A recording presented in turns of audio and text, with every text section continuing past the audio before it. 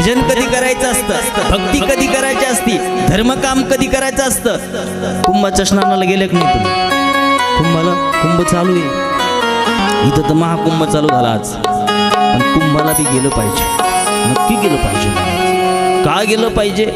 असे असे दिव्य पुरुष त्या महाकुंभामध्ये हो की ज्यांचं दर्शन देवाला दुर्लभ आहे. देवाला म्हणतो बरं, देवाला दुर्लभ आहे.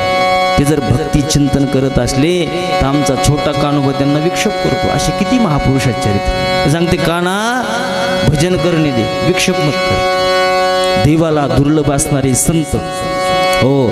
तुम्ही जर नुसतं कुंभाकडे निघाल्या किंवा निघाले, काशिका खंडामध्ये अनेक श्लोक येते आणि विशिष्ट म्हणजे 144 वर्षानंतर असा योग आला कुंभाचा.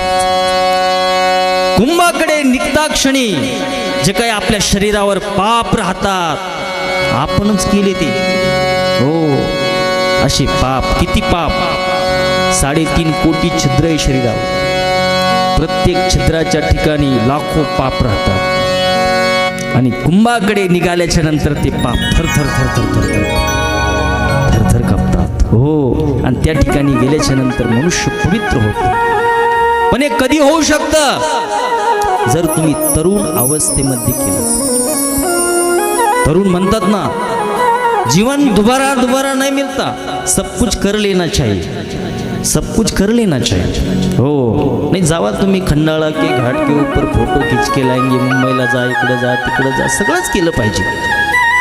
पण कधी कधी कथेत बी येऊन बसलं पाहिजे, कधी कधी कुंभाला बी गेलं पाहिजे, कधी कधी वारीला गेलं पाहिजे, कधी माळ बी घालून पाहिली पाहिजे, कधी कधी देवाचं ध्यान करून पाहिलं पाहिजे. आज ज्या मुलांच्या समस्या